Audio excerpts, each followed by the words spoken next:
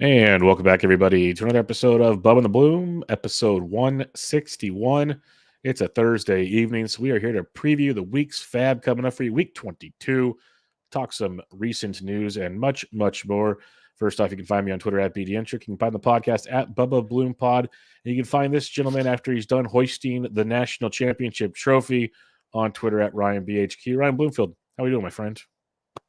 Doing great, man. Yeah, reached the mountaintop.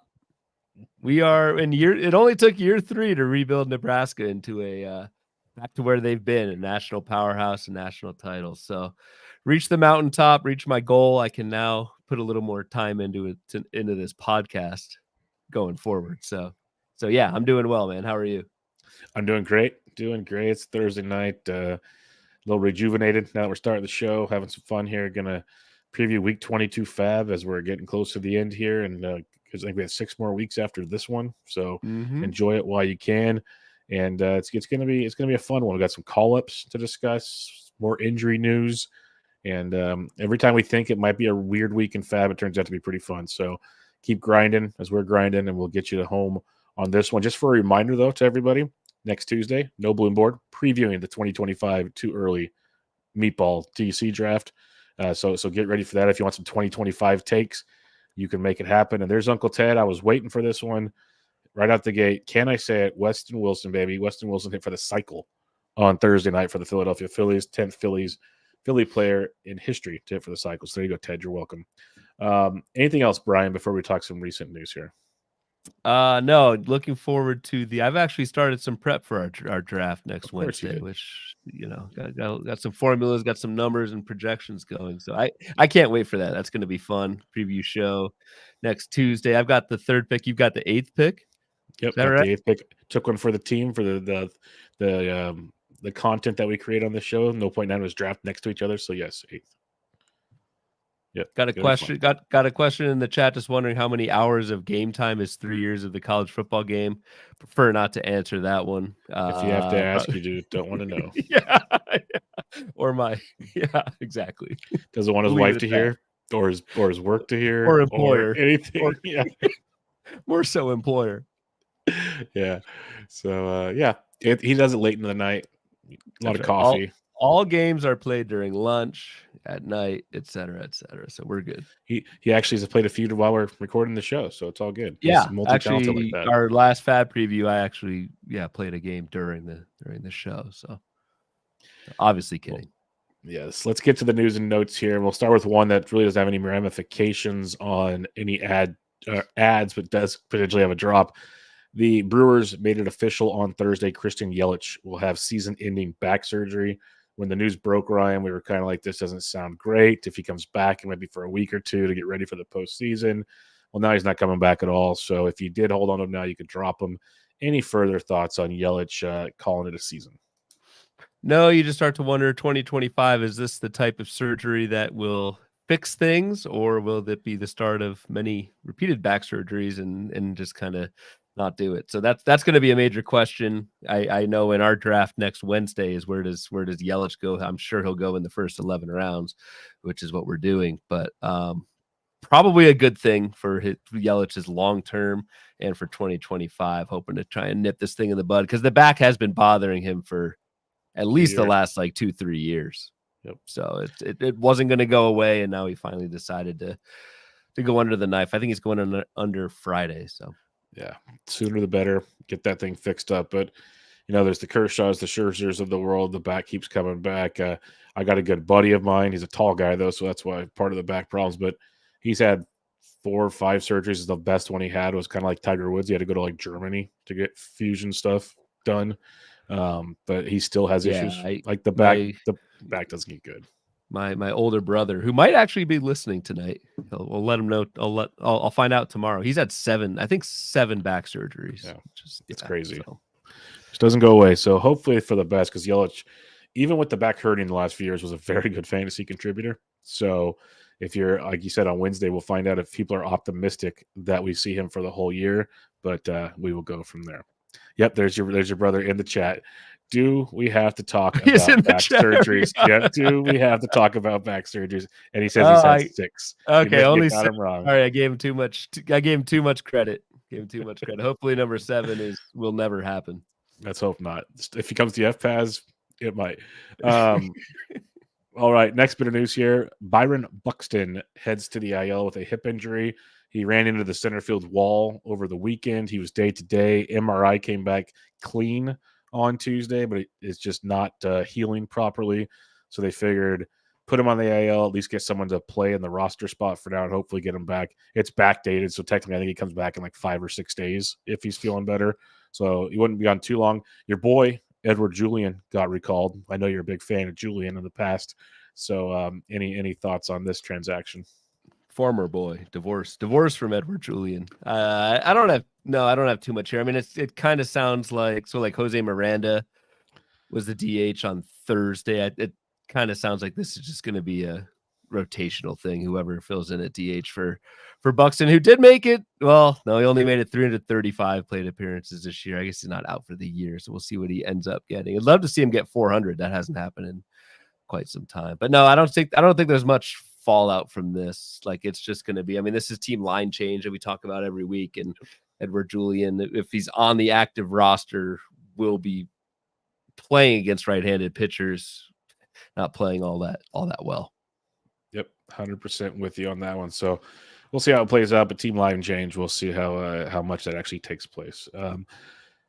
Bobby Miller, this was a funny one. Gets scratched from his start at minor. I'm not calling him rehab starts anymore. He's in AAA, folks. He's got scratched from his start on Thursday at AAA, but it wasn't injury related. The Dodgers might need a starting pitcher on Friday, or Kershaw's throwing on Sunday, so they might need another pitcher on Sunday. So they pulled Bobby Miller for the chance to rejoin the team this weekend. The original game plan was to have Bobby Miller throw on Thursday and then rejoin the team sometime in like the middle of next week. So just keep that in mind. If you're in a daily league and you like torture, Bobby Miller might be back for you this weekend. We don't like torture, so we won't be doing that. I think I took Bobby Miller in like the 5th or 6th round of a league or two this year, and God, that's like by far one of the top starting pitcher busts of 2024. It's been brutal, absolutely brutal. Injuries or just a combination of that, and just him being awful if he was healthy. So I don't know. A fun discussion when we do our starting pitching recap. Who was the worst bust, Buehler or Miller, when it comes to price point? That'll be fun. Yeah, I mean, Buehler he wasn't drafted that high, was he? Depending on when we drafted. That's true. No, you're right. Yeah, early draft. You're right. Buehler was up there. Yeah, so I'd have to say Miller. Miller was like I think a 5th, 6th round pick. He was SP1, SP2. Yeah. Like that's a tough one. Exactly, it's a tough one to come back from. All right, the Detroit Tigers have apparently made it known that they're looking forward to 2025. And when you do that, you got to see what you got in the minors if they're going to contribute in 2025. So they're going to call up 2 of their prospects on Friday. We'll start with the first one here. Shortstop Trace Sweeney, who was acquired in the Jack Flaherty deal. Everyone said, only 2 prospects going to the Dodgers. What? Well, Sweeney's already getting the call. He's hitting 267 on the year with 15 home runs and 20 stolen bases over 107 games between the Dodgers and the Tigers AAA system. He's got 3 multi-hit games in the last 4 games with the Tigers system. So he's going to get the call up. Any interest in a guy like Trace Sweeney? Yeah, mildly. I probably actually more so than Jace Young, who admittedly is a much better long-term prospect, but Sweeney at least steals some bags. You mentioned the 20 steals so far this year, Bubba. Had 20 last year in the Yankees organization as well. Somewhat of an elevated K rate in AAA, which you don't like to see, but runs, has some pop, and you like that combination from a middle infielder. So Trey Sweeney is interesting to me. And with both of these guys, it's both going to come down to playing time. And even if the playing time's there, like I'm still, given the state of hitting prospects this year, like I'm not expecting too much. But of the 2, I'd actually probably prioritize Sweeney over Young, even though Young's the better long-term guy. Yep, I'm with you. Sweeney's got the speed. I'm there because Young, who's going to get called up on Friday, he's got 14 homers, hitting 257, 2 steals, walks like crazy, so good plate discipline. Saw some prospect guys say long-term, he's got the power. Right now, he's just lacking consistent contact. He doesn't chase, but it's like the quality of consistent contact is not there right now with Jace Young. But when he does, he hits it a mile. So That's an intriguing option as well. But yeah, I'm not good there. Michael C in the chat said he's fine. Sweeney is a future utility man, I think. Yeah, very possible. We are not prospect guys. Remember that. So, and I'm hoping I don't need any. And Uncle Ted, just keep with the names, buddy, because I'm with you on some of these guys. But my goodness. All right. We're just throwing names out there in the chat tonight. He mentioned Grant McCray got called up with the Giants, went deep. That's your guy. He went deep on Thursday. I just don't know how long he's going to be up for, but got his first career home run, first career hit on Thursday. Good for him. But yeah, we'll see. I saw if you go on Twitter, his father, who played professional baseball, he's best known for, they showed the clip of him in minor leagues running through a wooden fence and made like the plank of the fence spun around as he was catching a fly. Yeah, I remember that clip. I didn't. Oh, that's cool. His dad. That's his dad. So yeah, there you go. Fun stuff there. The more you know, folks, the more you know. Last bit of news here. You mentioned the struggles of minor league hitters, Brian. Kobe Mayo heading back to AAA. Didn't help he wasn't playing very often to begin with. He had 20 total plate appearances since he's been called up, hit .059 over those 20 plate appearances. It only makes sense to put him back in AAA to play every day until they want to bring him up to play every day. But Ramon Urias is playing. Livan Soto got called up. No bueno for Mayo. No, I mean this was the Heston Kjerstad. God, I always get that wrong. Heston Kjerstad treatment again, and yeah, the 20 plate appearances. I mean, you can't even.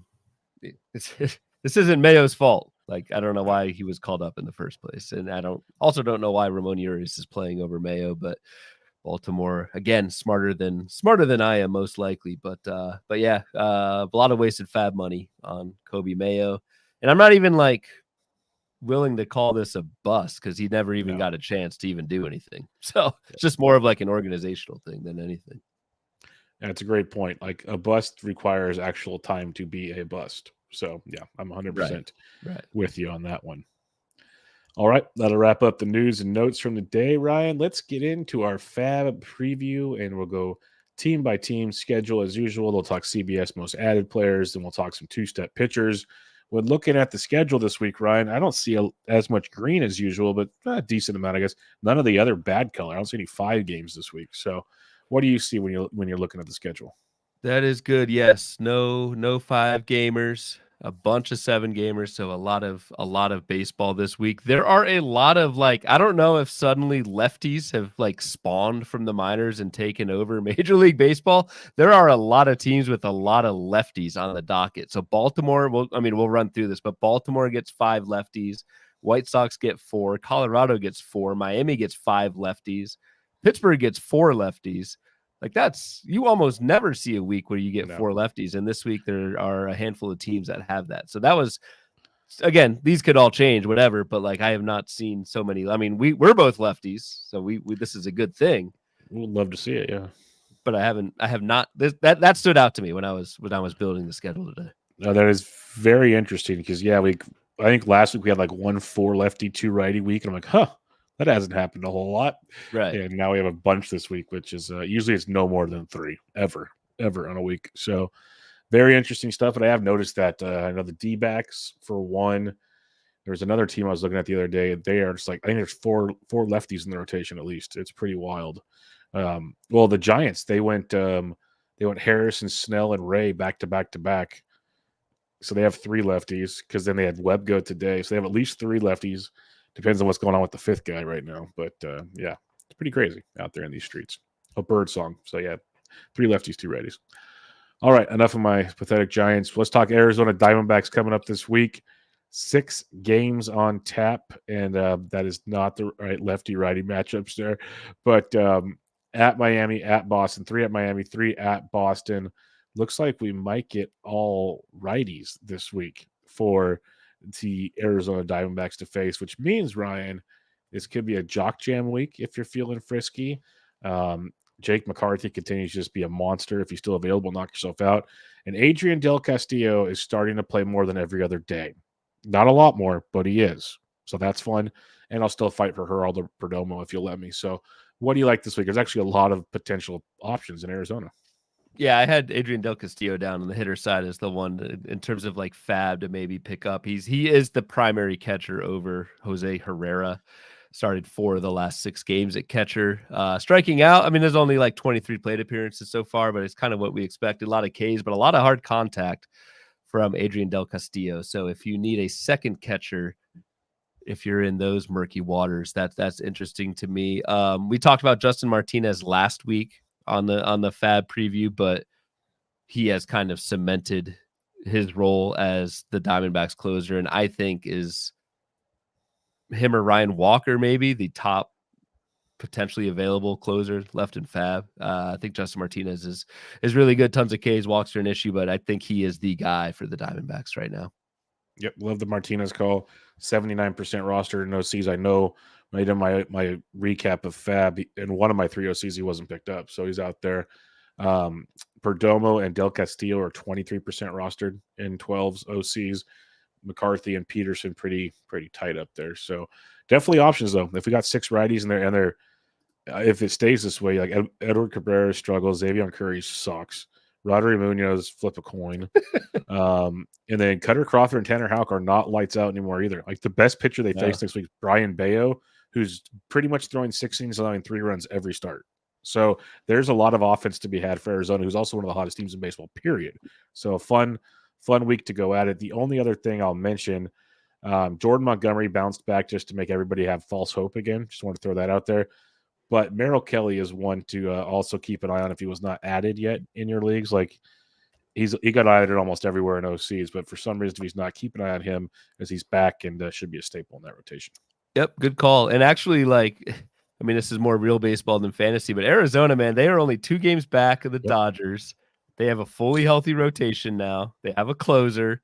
And if we look at our board here, the offense is absolutely humming, almost as good as Baltimore so far this year. Like they are trending in the right direction. Again, only 2 back of the not so deep Los Angeles Dodgers, along with the Padres, who are also 2 Padres back. Are 2 back. NL West, it's gonna be a really fun race. The Dodgers, we'll get to them, but they're in trouble, man. Well, the NL West, let alone the NL wild card, is going to be insane the next like 6 weeks. It's going to be a lot of fun because the Giants still have false hope in the wild card. It's pretty crazy out there right now. Let's go to the Atlanta Braves team that is scuffling at the plate. They have 6 games coming up this week, all at home. 3 versus the Phillies, 3 versus the Nats, 2 lefties, 4 righties. We don't have to talk Eddie Rosario anymore because he's gone, which is nice. But Michael Harris is back if you haven't activated him yet. Other than that, it's probably Orlando Arcia with Merrifield if you're feeling anything. Yeah, the biggest question for me heading into FAAB for Atlanta this week is actually in the rotation. Grant Holmes his last outing was just awesome. I think he's a great ad. I don't know if he's going to be in the rotation though. What's his what percent? Only 9% rostered. That's a biggie. In 12 teamers. Yep. Damn. I don't know, but Reynaldo Lopez is coming back. So I don't know if Grant Holmes is going to stick in the rotation. If Grant Holmes does stick in the rotation, he's got the skills and he's pitching. I think he threw 7 innings in his last start. So he's got the length and the skills. So let's see what Atlanta does with that rotation. If we get some tea leaves this weekend, you can use that in your bidding. But I think Grant Holmes is a really good ad if he sticks in the rotation. You know, what I would love to see them do is put Charlie Morton in the bullpen. I know that's what I was thinking. Like they're obviously Sale is Sale, but they're not going to move Max Fried. Schwellenbach's pitching awesome. It's Charlie Morton, man. He should be the long guy or something. He should be, but something about veterans, they kind of let guys do their things, unfortunately. So will be something to monitor along the way. Baltimore Orioles, they have 7 games coming up this week. It's one of the first freaky ones out there, Ryan. 3 games at the Mets, 4 at home versus Houston. 5 left-handed pitchers, potentially 3. All 3 Mets games are lefties. So keep that in mind. And then they finish the week with 2 lefties in Valdez and Kikuchi. 2 righties. That's a tough set of pitchers towards the end, too. So what's your thoughts on this Baltimore situation? Definitely bench your Ryan O'Hearns, your Cedric Mullinses, those guys. And I would think Eloy Jimenez is a really good ad this week. Should play a ton against lefties. And your former boy, to a lesser degree, Austin Slater. I know you don't like him, but would you, in a 5 lefty week, would you add Austin Slater? Oh, he'll be added in all 15 team leagues. He should be because he'll lead off 5 games next week. He will, and that's just the brash reality of things. But I do want to reiterate yet again, the Valdez and Kikuchi starts, they're not walks in the park by any means. Manaya's been serviceable. So in a 15 team, I have no problem if someone rosters Slater for the week. Makes sense. In a 12, I'd hope you have better options. Yeah, honestly though, even in a 15, 150 plate appearances from Austin Slater this year, good, man. He's 1 home run and 3 barrels. He's hitting 211. Like, I don't know. The playing time will be there. I don't know how good it'll be. I think it's got to be at least 15 team or later. Whereas Eloy is like, I don't know what he's probably owned everywhere, but no, 40% rostered. I picked him up last week. I don't know. In one of my 3 leagues. The power is non-existent, which sucks. Is weird, but he still hits for average. He's driving in runs now because he's on a team that actually scores runs. Yeah, I have no problem with Eloy Jimenez. The one guy I will mention though, Ryan, and you laughed at me when the trade took place. You said, "Why'd you put this on the outline?" Seranthony Dominguez is right now closing games for Baltimore because Craig Kimbrell's got an ERA over 8 like the last month or two. So Seranthony has 3 saves now, I believe, on the year. That would be a guy. You mentioned Justin Martinez in Arizona. You mentioned Ryan Walker, who we'll talk about more later.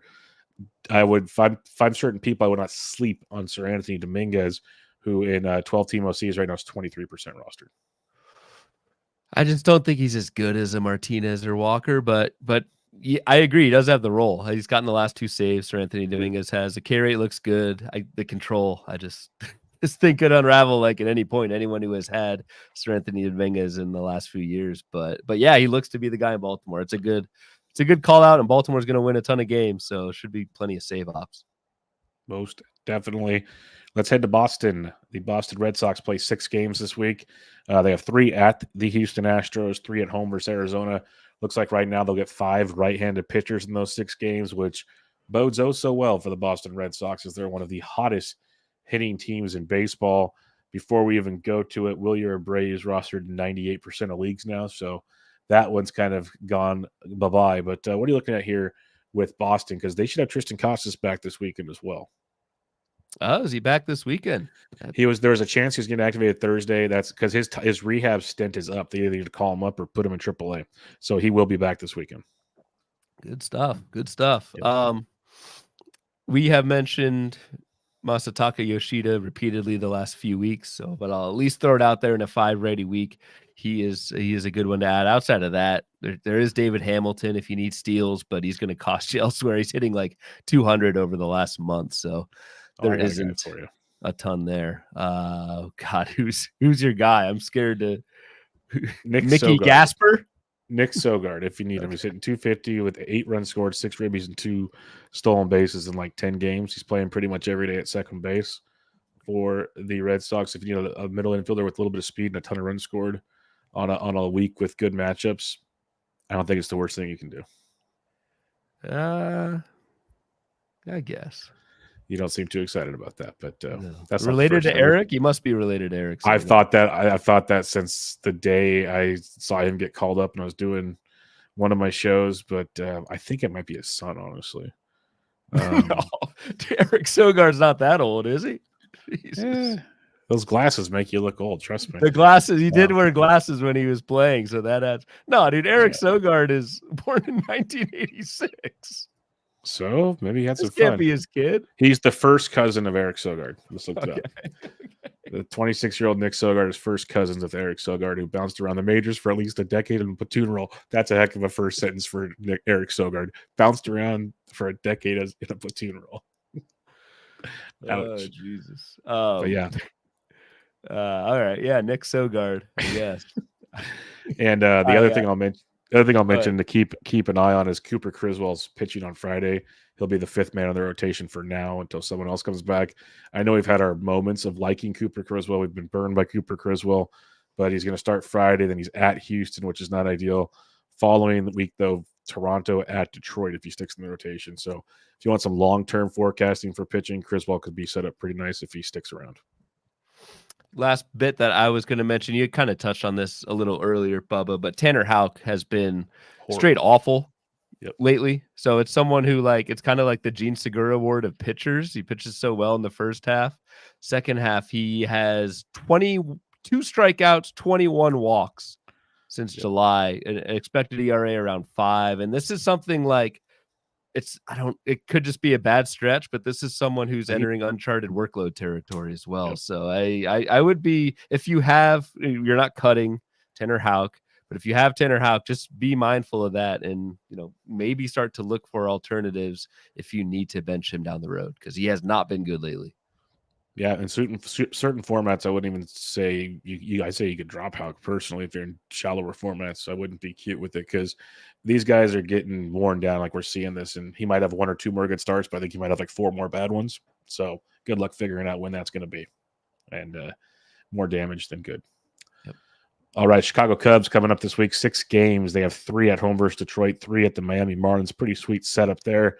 1 lefty, 5 righties for the Cubbies, but when it comes to the Cubbies, their offense just doesn't reach out and say, please roster me.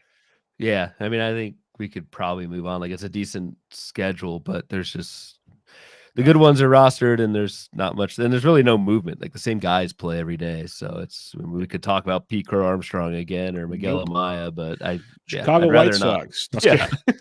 No, I mean, speaking of a team you really want to talk about, the Chicago White Sox. White Sox have 6 games, 3 at the Giants, 3 at home versus the Tigers, 4 lefties, 2 righties. You want to talk the Reds? Yes, let's go to the Reds. Yeah, there's really nothing. The only thing I'd say is I dropped Garrett Crochet this week, and I don't fault anybody else that does either. You can also drop, if you have even rostered, Miguel Vargas. I was on that board just because, take a stab on Miguel Vargas just because he would play every day and hit near the top of the order. That has now changed. Miguel Vargas over the last month is hitting 132 with 1 homer, no steals, and now is hitting like 6 or 7. So you can move on from Miguel Vargas. Yep, totally agree. Cincinnati Reds, they have 7 games this week, all on the road, unfortunately. 3 at the Toronto Blue Jays, 4 at the Pittsburgh Pirates. 6 righties, though, out of those 7 games for the Cincinnati Reds, so it could still be a Jake Fraley week if you want it to be. Other than that, most of your lefties are probably rostered. But what are you seeing here? And I'll just throw it out there. Ty France, I picked him up this week. He already has 1 home run. Like, the dude's hitting, and he's hitting in the middle of the order, at least versus lefties. But he's playing every day. So thoughts on that. But France is playing. France is playing every day, first in DH. Liked him more this current week because it was, I think, all home for Cincinnati as opposed to on the road next week. So I don't have much on the hitting side. One thing on the pitcher side, if you're looking for starters, Nick Martinez has pitched well and admittedly 2 starts since he's transitioned, but 12 Ks, no walks in those 2 starts, up to 94 pitches in Nick Martinez's last start. Would be lined up to face Toronto on Wednesday, and then the following week a 2-step versus Oakland the Brewers. So Nick Martinez, I think, is a sneaky starting pitcher ad. 100% agree with that one. That is on the list. He's actually going to be in the daily matchups column on Friday. So with you on that. Cleveland Guardians, they have 6 games coming up this week. 3 at the New York Yankees, 3 at home versus the Texas Rangers, 1 lefty, 5 righties. But when you're looking at the Cleveland Guardians, most of these guys are rostered.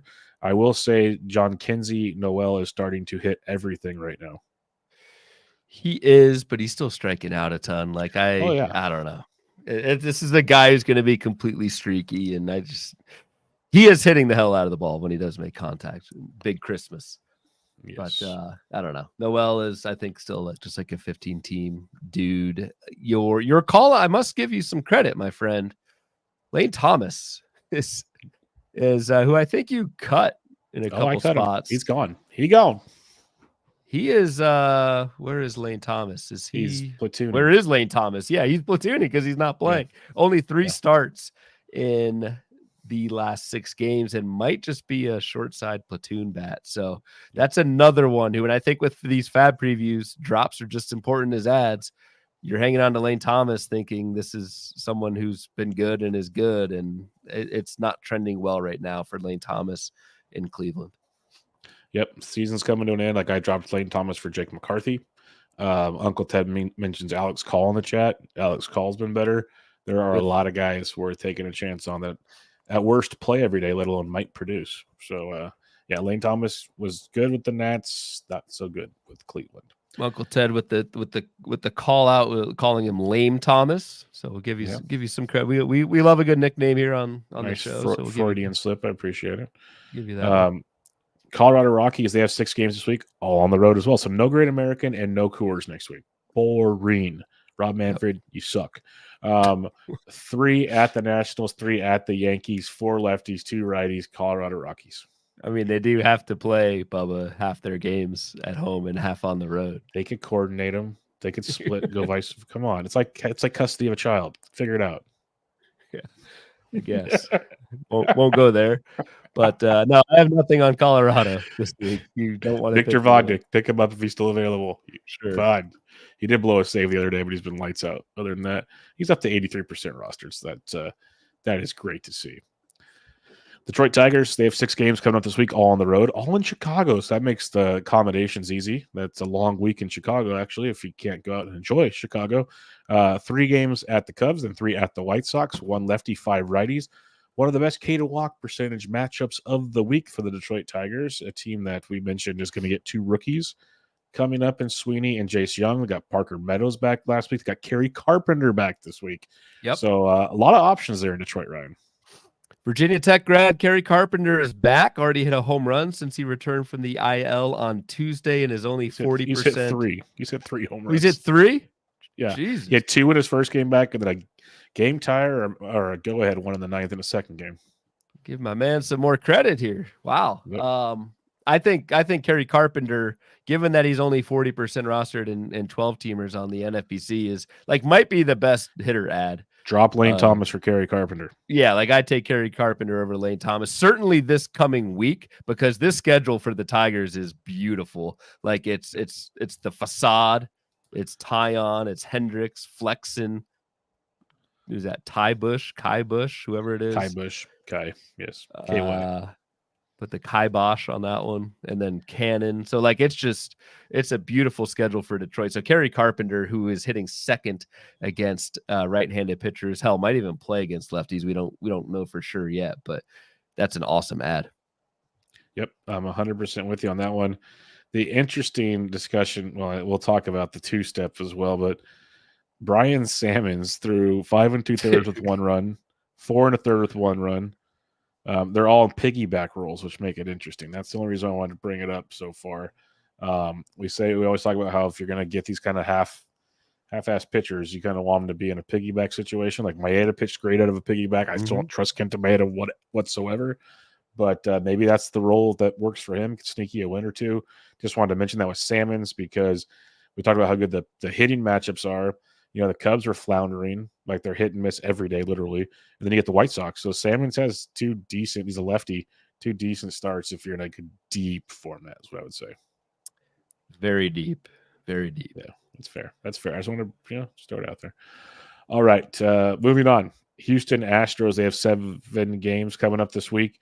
They have 3 at home versus Boston, 4 at the Baltimore Orioles. That's a ALCS potential matchup there. For sure, we have 5 righties and 1 lefty. We have a TBD on the other game. That might be the Cooper Criswell game. So it could be 6 righties for the Houston Astros to face this week. What do you got for us there? I don't have much for this lineup. I mean, it's pretty standard. Zach DeZenzo is mildly interesting, but still not playing every single day. More so curious about what's going to happen once Justin Verlander comes back. Yep. That's my big thing. I think we talked about it on a. Yeah, I wrote about this in PT Tomorrow 2 weeks ago. So yeah. Who goes? I think it's Arrighetti. Weirdly enough, but he's pitching great. It's between Arrighetti and Hunter Brown. Unless didn't Ronel Blanco? He got hit by a comebacker didn't he, in his last start? He's day to day. In a perfect world, they go 6-man rotation. Yep.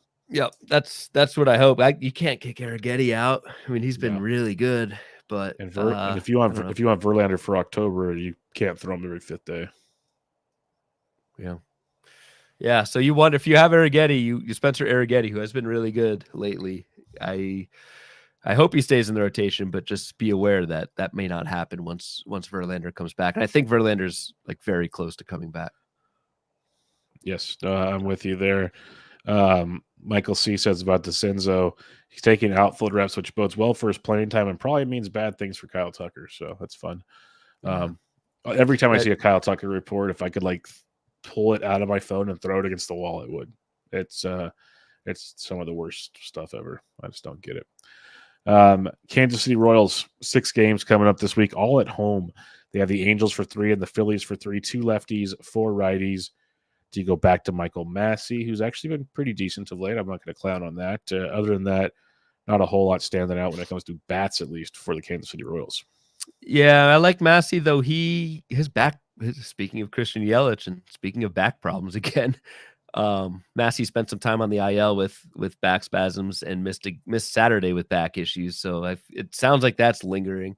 I don't have too much else for the Royals. The only big thing is Lucas Urseg has gotten the team's last 2 saves. Looks pretty damn good. Hunter Harvey's on the IL. James MacArthur started to turn around a little bit, but has been terrible lately. So Lucas Urseg is a pretty good. I know we talked about him last week. He's probably added in a bunch of spots last week, but it does seem like Lucas Urseg is the man right now for Kansas City. Yep, 73% rostered in OCs, so he's still out there.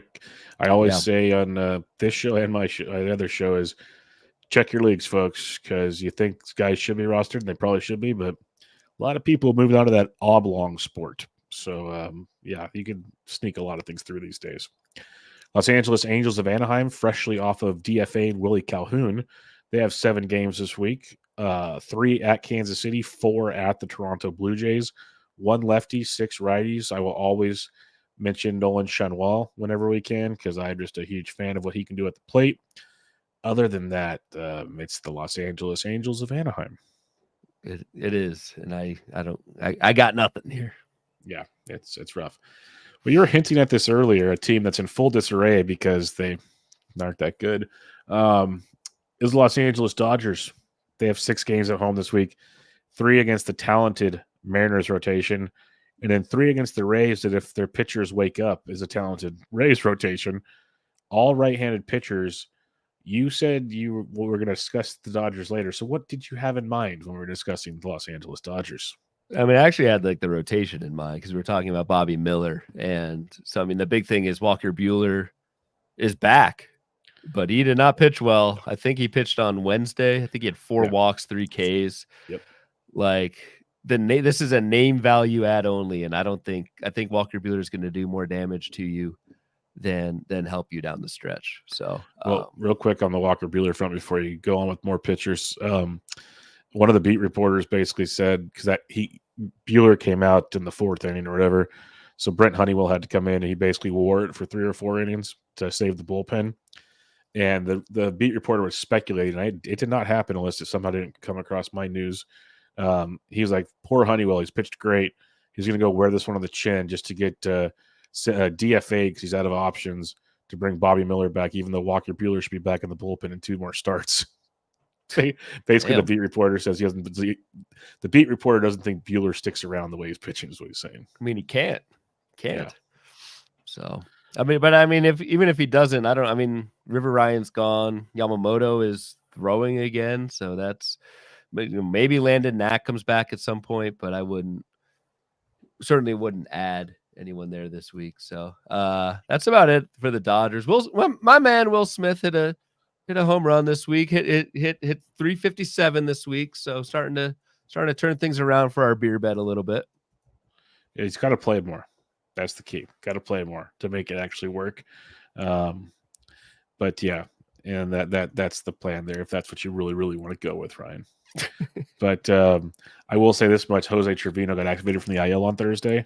The Yankees are staying. He's going to back up Austin Wells, and that better be the case because otherwise I'll never hear the end of a platoon Austin Wells who is destroying baseballs better than Will Smith ever could dream of doing. That will be beautiful. Yeah. For listeners unaware, Bubba and I have a beer bet August through the rest of the season. My Will Smith against Bubba's Austin Wells. I put a poll out from the podcast Twitter account, and it was 77% Will Smith.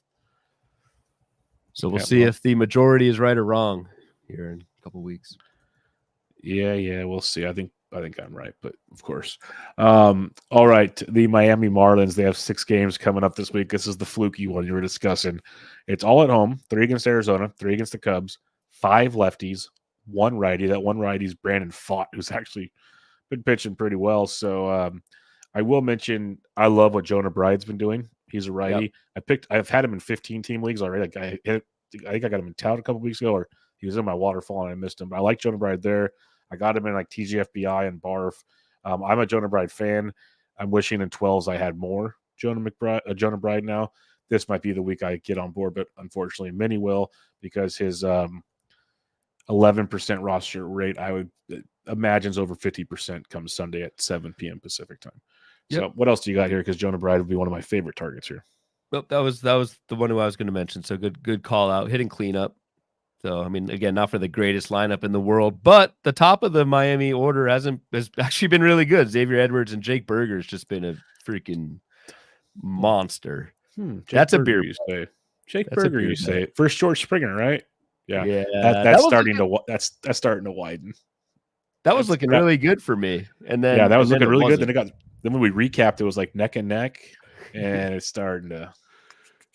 Yeah, it's looking like a grapefruit high noon right about now.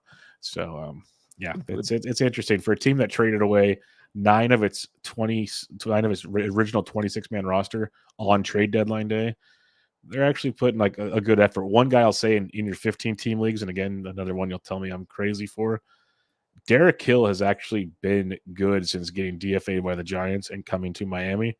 At least serviceable, I'll say, because I use him in DFS for $2,000 all the time in these matchups versus lefties. But like since August 6th, dude's hitting 267, homer, and 3 steals. That'll play in deeper formats, especially because he'll play in 5 out of 6 games. So just wanted to bring up Derek Hill. Like I'd rather have Derek Hill than Austin Slater, if that helps anybody out. Yeah, that's a good point of reference. I would agree with that. All right, Milwaukee Brewers, they have 6 games coming up this week, all on the road, 3 at St. Louis, 3 at Oakland, 1 lefty, 5 righty for the Brew Crew, the Yelich-less Brew Crew. What do you like in here with the Brewers? I mean, I like the team. There's not much FAAB business this week. Devin Williams looks to lead again. It's good to see him. He mowed down the Dodgers twice. Yes, this past series and looked really good doing it. So he looks ready to go for this final stretch. But what am I missing with the Brewers? Any love for Black? No. Tyler Black? Yeah. No, he's DH 2 of the 4 games he's been since he called up. I just don't, until he gets regular playing time, until Milwaukee proves they will play Tyler Black regularly, I can't do it. Yep. No, that's fair enough. Like he's burned us, or like I say, they've burned us more than anything on that one. So I'm with you. I'll stay away. All right. You hear that? That's whistling in the background. It's line change time. Minnesota Twins, 6 games this week, 3 at San Diego, 3 at home versus St. Louis, 5 right-handed pitchers in 6 games. Can you finally agree to add Matt Wallner with me? Because he usually gave me like I guess this is a Matt Wallner week. Dude, he strikes out all the time. What are we at? What's his score? He scored the game-winning run tonight. Yo, he's got a 40% strikeout rate. Tell me how many home runs he has. I don't know. 7. It's nothing special. 7 and 122. That's certainly. I am nothing special. 7. That is absolutely 7 more than me. No, Wallner is a decent ad. I still like Larnach more. Larnach's not bad. We talked about how bad Kepler's been playing. Yes, that's what I was going to bring up. Kepler, and maybe I was a little slow to react and recommending Kepler in all these right-handed weeks, but it's just 7 home runs all season for Max Kepler. I'm not going there. Edouard Julien, probably not going there unless you really need some middle infield help. Okay. Yeah, no, I would not go to Edouard Julien either. Because plus, with the backdatedness of Buxton's deal, he might not even be there. So that's a thing as well. Frank, I see your question. We'll get to you at the end of the show, just letting you know in case you think we're skipping out on you there. All right, Minnesota. I just want to check one more thing here because they've been moving around. David Festa, you still Zebby Matthews, man. How excited should we be bidding on Zebby Matthews this week? Because that, to me, any pitcher with control, it moves way up my board because that means he's going deeper into games, chances for wins, Twins are a good team. I'm very, very interested in Zebby Matthews. I think Joe Ryan's done for the year personally. And Chris Paddock still hasn't even done more than maybe play catch yet. So we might get at least a month, if not the rest of the season, with Zebby Matthews. Yeah, I think Zebby Matthews is a top pitcher ad this week. He's up there with probably ahead of Grant Holmes for me, just because even though I sung Grant Holmes' praises, I think Matthews is much safer in the Minnesota rotation. There's some risk with just how fast Matthews has risen in the minors this year that at some point it hits the wall, but the numbers look great at every single level. No walks in his first start in the majors. So Matthews does get a two-step at San Diego versus St. Louis, and then the following week versus Toronto. So the schedule is pretty good for the next couple of weeks for Zebby Matthews as well. Yep, you'll get that. If somehow David Fest is still out there, I'm still a believer. I'd imagine you are as well. Yeah. Funny note though. Guess who has more wins since I picked up the wrong Festa? Matt Festa got his first win. Nostra Field over there. Yeah, Nostra Bloomus. They call me. Yes, Nostra Bloomus. There, even better. Well done. Well done. So I think that should be pretty fun as well. Yeah, I'm curious just for fun. Michael C says Zebulon. I wonder what bids will look like. Yeah. You can only say percentages in theory because everyone, I have some leagues with like $60 left, some leagues with like $250 left. How much would you be willing to throw down? I guess it's all team dependent. You need pitching, fight, whatever situations, but I'm thinking he's going to go for over 50% in a lot of leagues. I don't know if he'll go that much. I don't know. I don't know, but I'm probably bidding in the $20 to $30 range if I have if I'm in like the hundreds left in FAAB, something like that. Yeah, so 20 to 30%. Okay, no, that works for me. I don't know. All right, New York Mets. They have 7 games coming up this week. They have 3 at home versus Baltimore, and then 4 at the San Diego Padres. 6 right-handed pitchers on the agenda for the Mets, so it could be a Jesse Winker week, could be a Jeff McNeil week if you're looking for it. I will say Brandon Nimmo's quieted down quite a bit. So what are you seeing here with the Mets? The big thing coming up is I think sounds like this weekend Starling Marte is coming back. Yes, 100%. Which sounds great and all that, but I think it's a straight platoon with Starling Marte and Winker. I don't know if Starling Marte comes back to an everyday gig. Starling Marte was an everyday guy before, when he got hurt, but that was before Winker came in the picture. And they're playing Nimmo every day, and they're, I think, playing Bader most days as well. So I wouldn't be super excited for Starling Marte in FAAB. I just don't know how regular the playing time will be. Yeah, I guess I'm a little more optimistic than you, but I could also totally see happening what you're mentioning. So I understand the trepidation. I still think somehow he gets out there, but maybe they play it safe with him. So can't deny that. New York Yankees, they have 6 games all at home this week in the Bronx. 3 against Cleveland, 3 against Colorado, 3 lefties, 3 righties. Most of your Yankees are taken unless you're looking for Oswald Peraza. No, man. Oswaldo Cabrera. I made sure I said Peraza right. I made sure I did it right. No, well, Peraza got called up, but Cabrera's playing. He's played both games. He's played third base each of the last 2 games, I guess, since the Jazz injury. So I think Oswaldo Cabrera is your ad this week, unless they start playing Oswald Peraza regularly, which we'll see. We'll see this weekend, but I think Oswaldo Cabrera is the regular third baseman right now, and was hitting quite well before Jazz came. And if he can carry that forward, I think it'd be a decent corner infield ad. But yeah, could also be Oswald Peraza because he was called up, as you predicted on Tuesday's show. Yeah, I'm with you. Cabrera's the guy to roster for now, but like I said on Tuesday, I still stand by it. Just watch Peraza.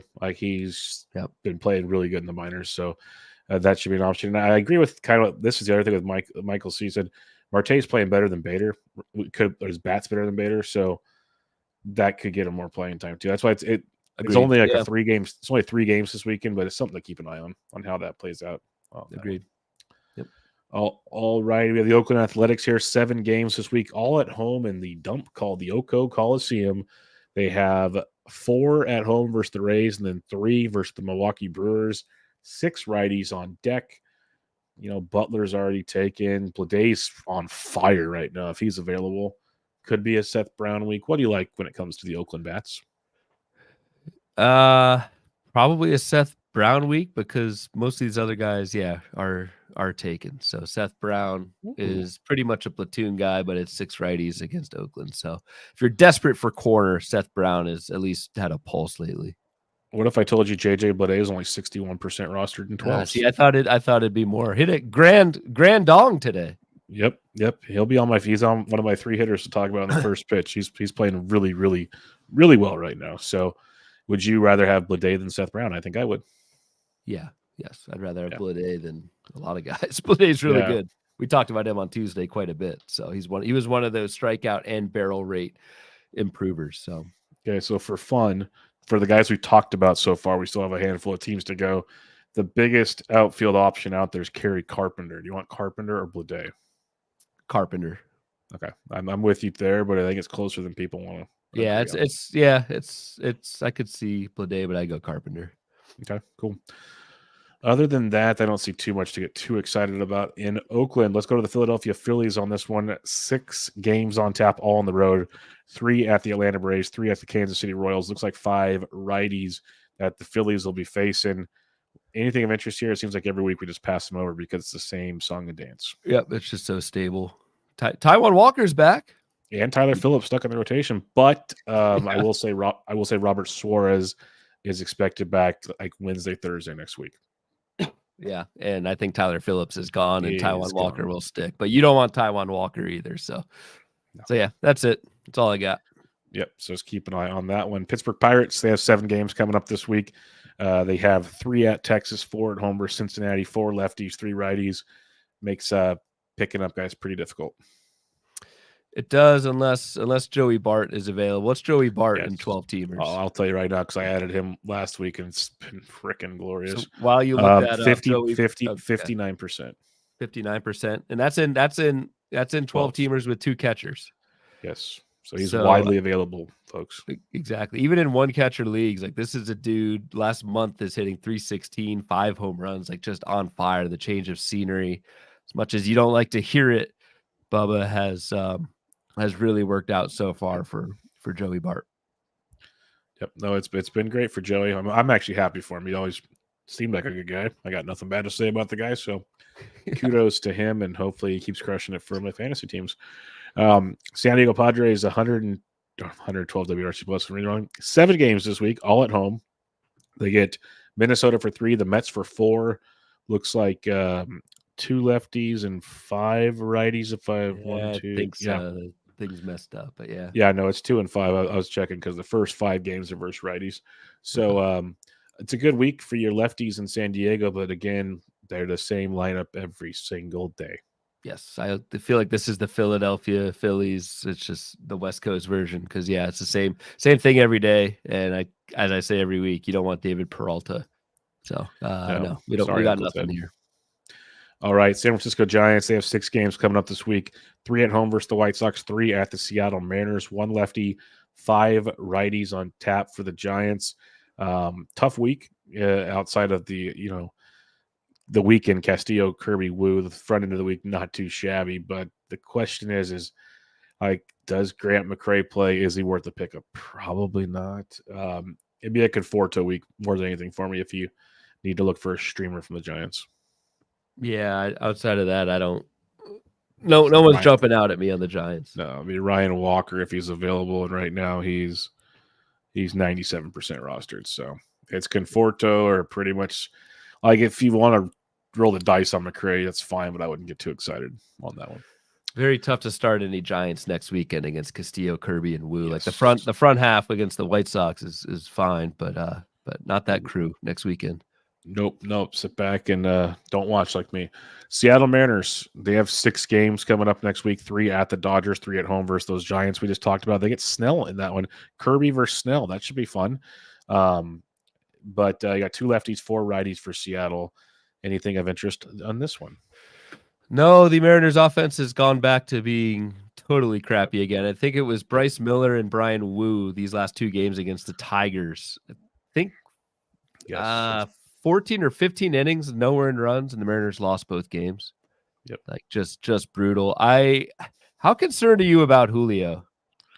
Because he Um, had, I mean, as you know, he had the ankle thing, which was the IL, and then tweaked his ankle 2 days later. 2 days later. Like, that does not sound good to me at all if you have Julio Rodriguez right now. Yep. All reports, knock on wood, said he's fine. He's day to day game after night game, blah, blah, blah. So we'll see on Friday. I'm not optimistic. They rushed him back to play DH. He wasn't even ready to play the outfield yet. So they rushed him back to hit. And then 2 games later, running out a ball very fast, he already hurt his ankle. So I'm with you on this one. I'm guessing on their off day today, they might have done some imaging that we'll find out about on Friday. They didn't say they were going to, but I'm guessing they might have. Well, they didn't have an off day travel today. I'm guessing he's going to have some imaging done to see if what, because they're claiming it's scar tissue. When you're out for that long with an injury, you do have scar tissue. You have to break it up. That's how it works. So it could be that. I think there's a bigger percentage it's not. So I'm with you on that one. St. Louis Cardinals, 6 games this week, 3 at home versus Milwaukee, 3 at the Minnesota Twins, all right-handed pitching. But again, not a whole lot stands out to me here. No, not a whole lot stands out. The only note that I have is Jordan Walker got called back up, but he's getting the Baltimore Oriole treatment. He is. And he's not even, he's a short side platooner. He's not starting against right-handed pitching. So don't get too excited with that Jordan Walker call up. Tampa Bay Rays, they have 7 games this week, all on the road. They have 4 at Oakland, 3 at the Dodgers, 6 right-handed pitchers to face next week for the Rays. Who interests you here on this? Like, I doubt Brandon Lau's available. Josh Lowe's probably not available. So those are the big benefactors in this week, to me at least. That's the thing. They're lefty You want bats. Junior Caminero? Yeah, I mean, I guess we should talk about Caminero since can I say something real quick? So go for it. Last episode, when we said why are they bringing him up, they're going to lose rookie eligibility. The Welsh gave me the loophole on Wednesday's. There's a loophole. Okay, there's a loophole. So there's the whole X amount of games or X amount of plate appearances to lose your eligibility. Well, in the old days, when your roster is expanded to 40 in September days did not count towards prospect numbers. Now that they shrunk the rosters to 28 or 29, they still didn't change that. So all of September's games don't count against Junior Caminero. The biggest thing will be at bats. So it's like play 2 games, sit a game. Play 2 games, sit a game. We'll probably keep Caminero's eligibility for next year. What? So yeah, the September days games, don't count? They don't count towards the losing your rookie eligibility, prospect eligibility thing. I have never heard that. Oh, dude, trust me. When the Welsh talked about this, the Welsh knows more than I do. When he talked about it on the show, my mind was blown. You can see me on camera. The entire chat was just going like, what, like it's going nuts. Welsh said they figured it out on his Prospect One show, and him and another prospect guy were talking about it, and they all of a sudden it just clicked for both of them that when the old rule was set, typical Manfred didn't change it when the rules changed. So going after Manfred. Yeah, exactly. So he could play as many games as he wants in September. That won't be the thing that gets him. It's the at-bats right now. So if the Rays monitor his at-bats in September, he'll still be eligible to be a rookie next year. Sure. It's wild. It makes no sense. Yeah, okay. It makes no sense. Trust me. I get it. Hey, real quick, somewhat breaking news. Eddie Rosario has found a new NL East team. He's now on the Mets. Minor league deal, though. Minor league deal, but Jesus. He's going to back up Jesse Winker. Caminero, he's probably the top FAAB guy this week, right? And I won't have any. And I don't think I will either. I will put bids in because sure, why not? But I'm not breaking the bank for Junior Caminero. I just think long term the dude is just is sky's the limit. But we have seen so many prospects do their thing this year, and it hasn't been nice. So I don't know. And even in AAA this year, Junior Caminero, 13 homers and 236 plate appearances. It's nothing. He's hitting 276. That's fine. Only 1 steal. I don't know I don't know. I could be very wrong, and he hits the ground running in the majors, but I don't think this is someone worth spending a boatload of FAAB on this week. No, if I miss out on this one, I miss out on it. But I'm just not Right. feeling the warm and fuzzies on this one. So I'll go elsewhere with my few dollars I have left. Just like going to Texas. Texas Rangers, 6 games coming up this week. They have 3 at home versus Pittsburgh, 3 at the Cleveland Guardians, 1 lefty, 5 righties on tap this week for Texas. Before I pass this over to you, I mentioned it in my news on Thursday.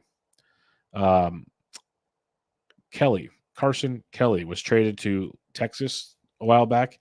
He's played 4 out of the last 6, 5 out of the last 7, I believe, where Jonah Heim's only played 2. Jonah Heim is backing up Carson Kelly right now. Just wanted to mention that.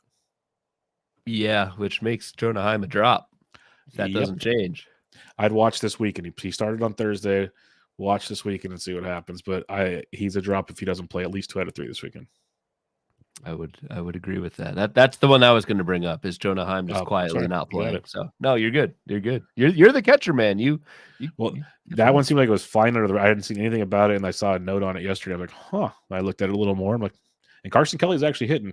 There's a lot of other catchers I'd rather have a catcher too, but if you want to stream a guy while he's hitting, I'm fine with streaming Carson Kelly, but just no drop immediately when it gets the wrong direction. Yeah. One other, let's see. Cody Bradford is in the rotation and has returned and has looked decent in 2 August games. So we're starting pitchers. Cody Bradford, who was really good before. I forget what he went on the IL for, but was like awesome for 3 or 4 starts. It was his, This is the episode of back injuries. Of course, it was his back. But yeah, Cody Bradford is appealing to me in FAAB this weekend. He would line up for good starts. He would start against Pittsburgh on Tuesday, and then the White Sox the following Tuesday. And potentially Oakland that week if DeGrom. They have DeGrom penciled in there. A lot of this depends on Scherzer and DeGrom. Scherzer took a shot to his a shot in his nerve, and now he's actually going to throw a bullpen on Friday because he feels better. Finally, so he's going to probably be at least 1, maybe 2 rehab starts before he comes back. DeGrom's got at least 2 more to go. So these are very Bradford could see Chicago and Oakland that week. Pittsburgh, Chicago, Oakland, next 3 starts. That's outstanding. Awesome. So I like at the same time, the fact he could lead the rotation, don't spend too much, because I remember when he was getting activated off the IL, the Rangers didn't want to start him again. They wanted him in the bullpen because of his injury. They wanted him to stay back there, and that was not possible. So I mean, they can easily drop Jose Urania or Dane Dunning. Like, come on. Well, Dunning literally just made a spot start, so he'll go back to the bullpen for sure. Okay. Then it goes Urania, and then I think Bradford is the last man. Like once DeGrom, I think Urania goes when Scherzer comes back, and then Bradford goes when DeGrom comes back. Is the way I see it.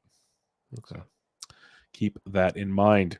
Toronto Blue Jays, they have 7 games coming up next week, all at home. They have the Cincinnati Reds for 3, the Angels for 4, 6 righties on tap, and you can go right now and go get Billy Wagner's son. That's the one thing I'll say. That's the one that entices me, at least in 15-team leagues, Will Wagner. But what else do you like in Toronto? I mean, I don't even like Will Wagner, dude. He's got 5 homers and 324 plate appearances in AAA this year. Yeah, like makes a ton of contact. He'll get you batting average. I don't know if they either strike out too much, they don't have enough home runs. Like, well, yeah, man, I'm a picky guy. Can we merge Will Wagner and Matt Wallner? Big Christmas Noel or Wallner? John Kinsey, into one dude. I just think Will Wagner is like a kind of a slap hitter without much power or speed. So I don't know, and I don't think he plays against lefties, which this week doesn't really matter. Toronto gets 6 righties, so maybe I'm wrong. I've been wrong plenty of times, but I don't see much from Wagner or really the Blue Jays in general right now. Bowden Francis had a hell of a 8 Ks in his last start. Still, there's some residual scar tissue from blowups earlier this season with Bowden Francis. So can't recommend him, but does get the Angels next week, which is nice though. I'll say that much. Does get the Angels. Yep. And I'm not running to go add Will Wagner for people listening, just so you know. But I am interested in what he can continue to do. But yes, and that's about it there. Let's go to the last one here. The Washington Nationals. They have 6 games coming up this week. 3 at home versus Colorado, 3 at the Atlanta Braves, 2 lefties, 4 righties. What stands out to you at Washington? The call. Yep. Make the Alex call. Yep. He's kind of like the new Jacob Young in terms of like just he's on a heater and he steals bases. Except he doesn't steal. He's got 3 bags this last month. Look at me like Jake over the last month. Look how much Jacob Young has. Oh, I'm going to critique you like you critique mine. All right, so maybe not the best comp. Jacob Young has 27 stolen bases. All right.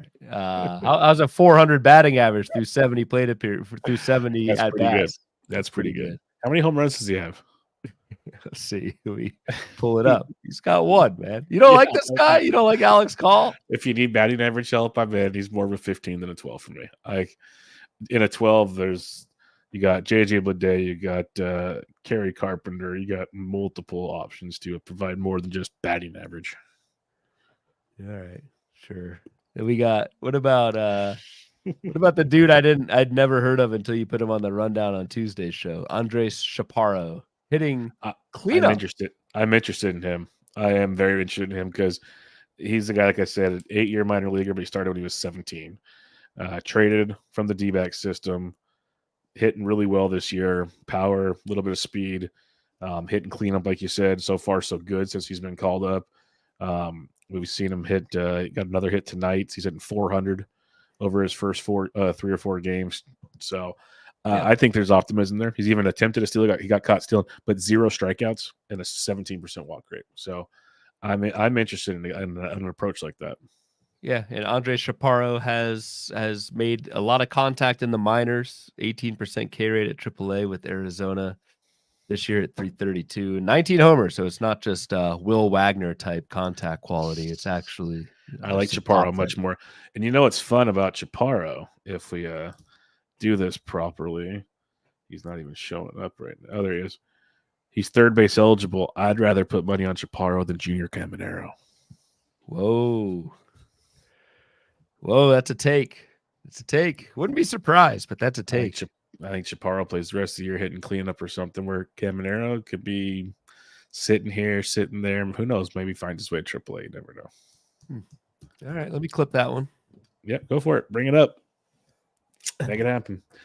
All right, any final thoughts? All 30 teams in the books here at scheduled time, but I'm just glad there's no 5-game weeks. This is painful because a lot of people probably set the Marlins on their 2 games in the first half of the week, and that did not go well.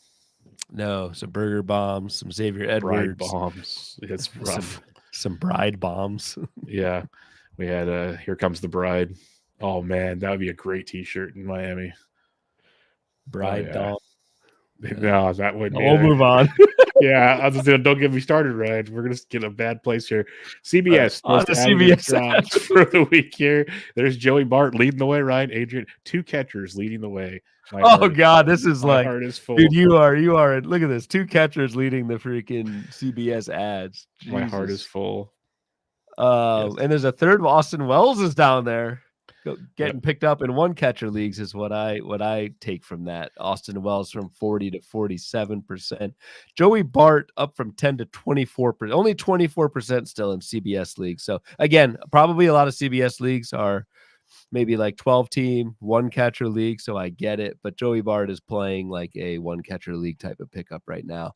And we talked about Adrian Del Castillo at the top, more of a 2 catcher league guy with some pop.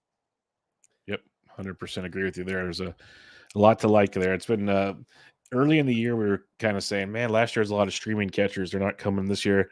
The last month, we've been getting tons of streamable catchers. So it's happening. Look at this dude I'm highlighting. Alex Call is up from 4 to 13%. Green in the strikeout rate skill. Red. Hey, not much pop. Oh, I was trying to get to the next spot for you. But we got some green and stolen bases. So Alex Call is running a little bit in Washington. And again, Washington is a team that runs at least a few weeks ago the most in Major League Baseball. It's probably still the case. So hey, who's that 30% barrel below him by chance? Can't tell. Yeah. Oh yeah. Yeah. That would be Matt Wallner with a 30% barrel rate. That is, and that 39% K rate is pretty impressive too. That's dark red. That is bonkers. Yeah, for as impressive as the barrel rate is for Matt Wallner, it's equally impressive how often he strikes out. It is Joey Gallo. I will stand by that one. So here's your guy, Perdomo. I think, dude, like I know he's not flashy and a lot of people don't get excited about him, but second base shortstop in the NFBC, plays every day because of his defense, hits for a decent average, can run into a home run from time to time. Diamondbacks, like we started out the schedule saying, literally one of the best offenses in baseball right now, so you can score runs with the best of them. It's not a bad middle infield option out there, and there's a lot of legs to that one. Yep. Agreed. I'm coming around since I bashed him a couple weeks ago and he hit his first home run the next day. The Benintendi loves Wild. I've gotten multiple messages this week about, should I add Benintendi and drop so and so, and I just want to, like, the nicest way possible say no. But I mean, is he playing well? He's hit safely in like 2, 4, 5, 8 of his last 9. Benintendi's got 6 homers, no steals, and hitting .256 over the last month. Like that's good, but what Benintendi are you looking at? Oh wait, never mind. So the last 9 games, right? He's hitting .316 with 5 home runs, 10 RBIs. He's scorched earth right now. But I still don't trust him as far as I can throw him. But maybe really good team context too with the White Sox, and they face 4 lefties this week to top it off. Yeah, so just buyer beware on that one. That's all I'm going to say. Hey, look at that! Hey, look, here's Will Wagner with 8 plate appearances, but has a.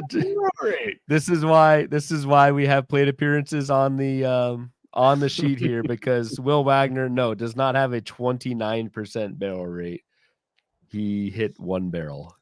Haters gonna hate. Let's not take that out of context. So, Will Wagner, hey, it is impressive. He hit a barrel in one of his first 8 plate appearances. Like that is good. So Andres Chaparro's there doing his thing.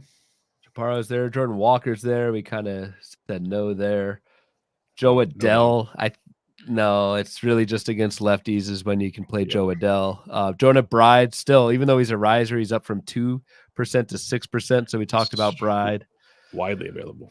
Yep. In that lefty heavy week for the Marlins, I like that. Interesting. Christian Moore. Do you know who Christian Moore is? Nope. No, I did not. On the Angels. He was drafted this June by the Angels and is already up in AA. Another one of those, huh?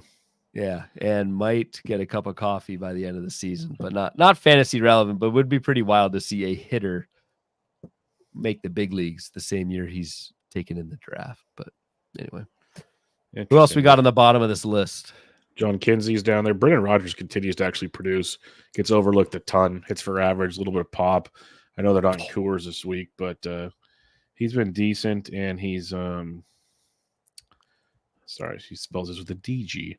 76% in 12. So Brendan Rodgers is not the worst thing you can do. We did not talk about Parker Meadows, I don't think, with the trade. Maybe I mentioned him briefly. I said you could add Parker Meadows and Kerry Carpenter, and then we talked Kerry Carpenter for a while. Yeah, and then I like Meadows a lot. I do too. And running, hitting for some power. I like Parker Meadows a ton. Kerry Carpenter. I like Meadows more than Carpenter, but Meadows is probably more widely rostered. And then we have Eric Sogard's grandson, Nick Sogard, down here at the bottom, 0 to 2%. First cousin of Eric Sogard, who was a journeyman platoon player for 10 years. That's such an amazing headline. Hey, man. Honestly, if you get 10 years in the big leagues, that's from the Union. That's a big deal. Dude, I would be a journeyman for 10 years in the bigs all day long. He's like the clipboard Jesus of the NFL. It's pretty good stuff. Mm-hmm. All right, let's talk pitchers on this one. Justin Martinez leads the way, as he should. As you mentioned, Zebby Matthews getting a ton of love. But there's Bowden Francis. People are buying in, Ryan, and that ball percentage looks pretty sweet. Yeah, I think buying in, though, because this current week is a 2-step. So I think we're seeing some of that with the CBS ads. But let's see how Bowden Francis does on the back half of that 2-step before I get interested again. The Nick Martinez one's the one that I'm really curious in. I was going to say invested. I'm not invested yet, but I want to be invested in what Nick Martinez is doing. Once was going to be a starter, then a bullpen guy. Went to Cincinnati, and like you said, finally coming to the rotation. So that could be fun. We didn't talk Matthew Boyd, who looked really good in his return, Ryan. Yeah, Matthew Boyd did look really good. It was just 1 start, 5 innings, but that could be an option. Where is Boyd? He is a 2-stepper next week, so we'll get to him in just a sec. But yeah, Yankees, Texas, I don't know. But Boyd did look very good, threw a ton of strikes, got some whiffs. The strikeouts were there, the walks were not. That's what you want to see from Matthew Boyd. I'm still not. Like, would you take Alex Cobb or Matthew Boyd, Cleveland rotation? Oh man, if I knew they were both 100% good to go, I'd take Boyd. But Boyd's been hurt for so long. I'm probably going Cobb. Yeah. Okay. That's tough though. It's not as easy as it sounds. I'll say that much because I do like what Boyd can do, and I'm hoping it's not false hope that we saw this past week. I do want to mention Martin Perez real quick. He's made 3 starts since coming over to the Padres.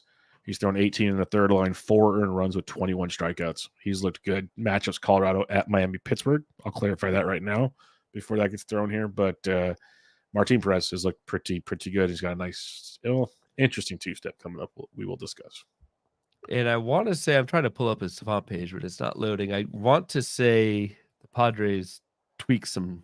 There was a pitch mix I've read about. Yes, I can't remember what it was, but I think it was Lance Brzdowski or someone had a pitch mix video about I got him. it. Yeah. So from July to August, a ton more, almost doubled his curveball usage. Ton more curveballs, ton more changeups.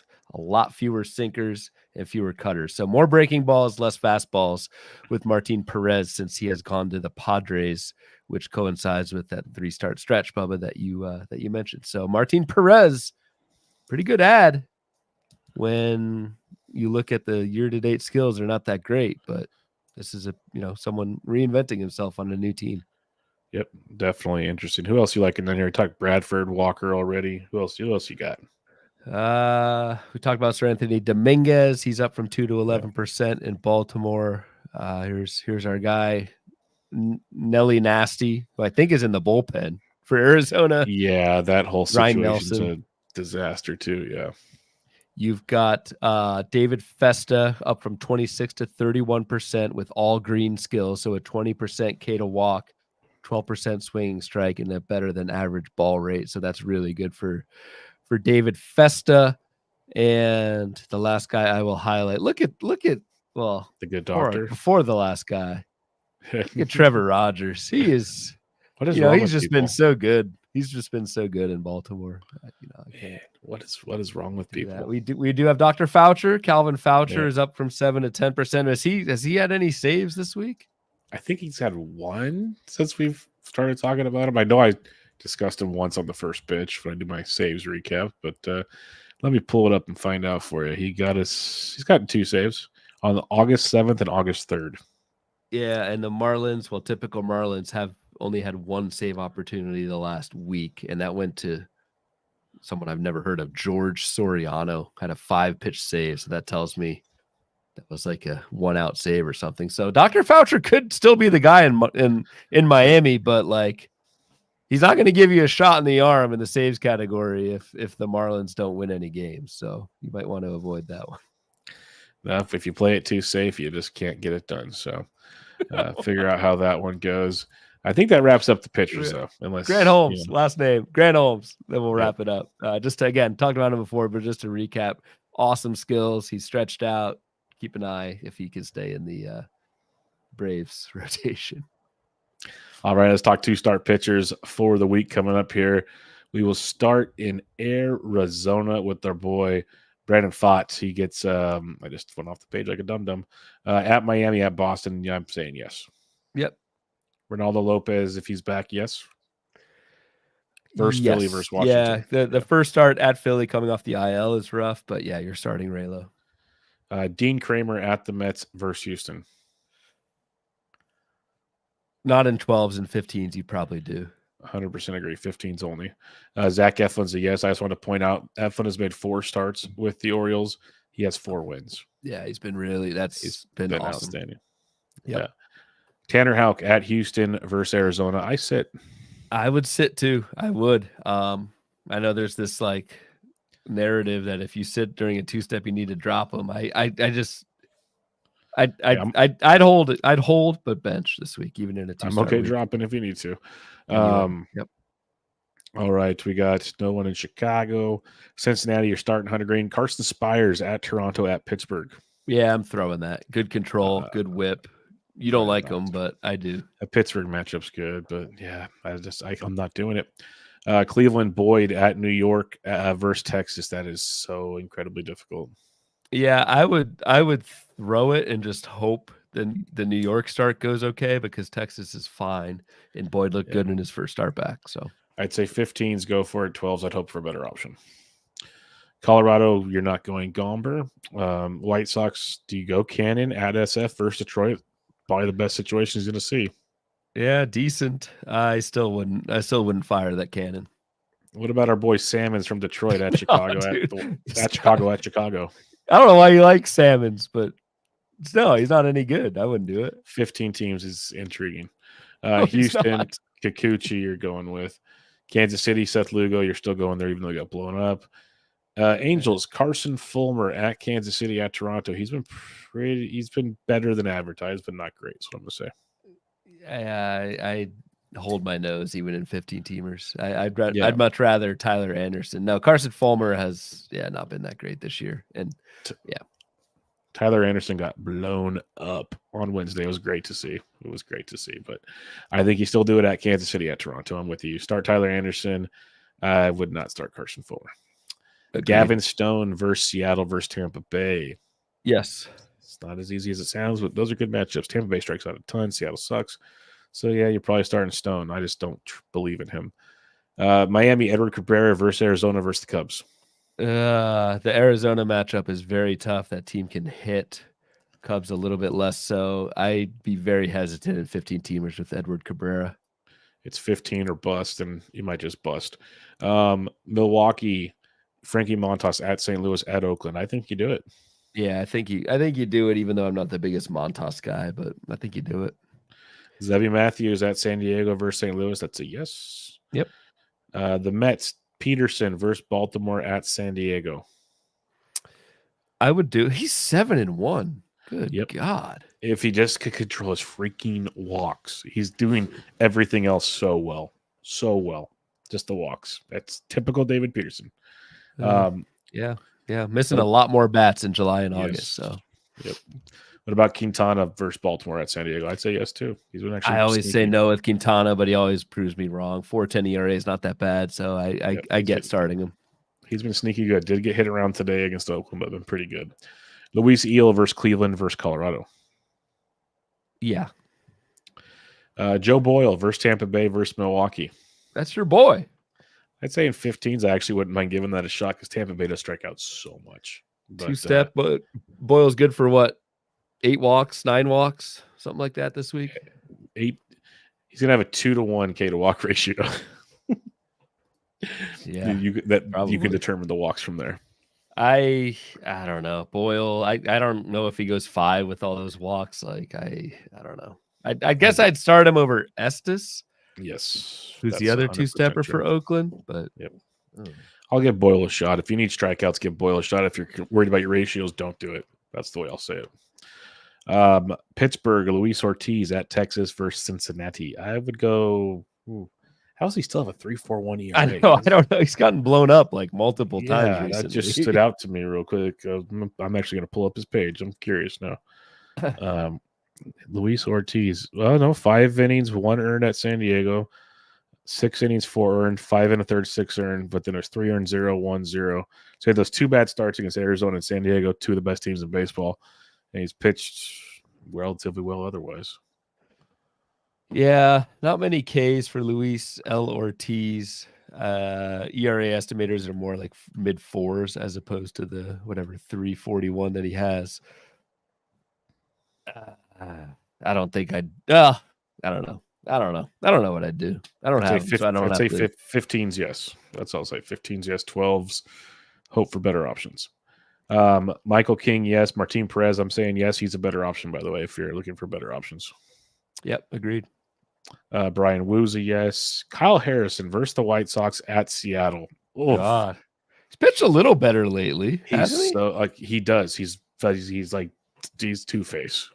Like, which one are you going to get? I'd go yes based on the matchups and just pray to God he doesn't just forget how to throw a strike. Yeah, I mean, the White Sox and Mariners two-step, that's just beautiful. You do it. It's like Birdsong burned us all, and he had 2 great matchups. This is like you play these matchups and you hope the kid doesn't just forget how to throw a strike. Yeah. Eric Fede versus Milwaukee at Minnesota. Yeah, probably. Yeah, Milwaukee's tough, but Shane Boz and Zach Lytle at Oakland at the Dodgers. Oh, probably not. Lytle's been really bad lately. Boz, Really bad. I'd probably pass on both these guys. I would too. Boz finally threw innings his last time for the first time ever, but I'm still not believing that's what they're going to do with him. Jose Urania, I think we're going to pass on that. Kevin Gossman versus Cincinnati versus the Angels.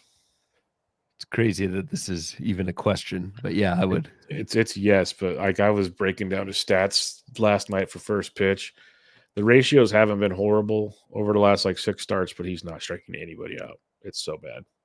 And then DJ Hurts versus Colorado at Atlanta. That's a yes. Another one, you talk about Kyle Harrison not knowing what you're going to get. Yep. With hers, you don't know what you're going to get either. But yeah, you'd roll with it just for the versus Colorado and hope Atlanta goes pretty good.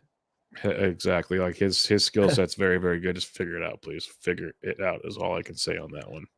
But we'll see. We'll see how that goes. All right. That'll wrap up the FAAB preview of things. Ryan, if you're ready, we can do a little listener questions here. I'm always ready. In the chat, I starred 3 of them. We'll start with Frank. Frank says, trade deadline deal. I traded Ryan O'Hearn and Jackson Holiday for Bryce Terang and Tyler Fitzgerald. 9 stolen bases separated 11th and 6th place. Thoughts? If you got Fitzgerald, who has like 7 steals over the last week, you're doing pretty good. Yes. So the trade was already made. Yeah. Traded Ryan O'Hearn and Holiday. Yeah. And that's categories are everything. Like Jackson Holiday is probably the best player in that deal, but I like that. That's a good move, especially if you need bags. Roger Bloomfield says Zebby Matthews over Crochet or Houck. I'd say yes. That's a good over Crochet. Over Crochet. I would say definitely over Crochet. I'd be a little hesitant with Houck. Like I'd probably still go Houck, but I could totally see picking up Zebby and dumping Houck. But definitely Crochet. Crochet is for sure. Going 5. Yep. And then Concast O says, who would you drop? Tanner Scott, Paul Sewald, Foucher, or Ben Joyce? You got to keep the good doctor. If you drop him, you're going to distance yourself in your league. Who else do you like here? Or who would you drop? I would drop I think the easy drop is Tanner Scott, right? Because he's for Scott, sure not closer. Yeah, then Sewald's the second drop. But Sewald could find his way back there still, so yes. And kind of low-key, Ben Joyce has been terrible lately. So he could be a drop as well, though I think he probably gets the majority of whatever's left of the Angels saves. But keep the doctor. You could probably drop any one of those other 3. Yep. Michael C says, would you guys add Scherzer if you can wait a week or 2 or not interested despite feeling better?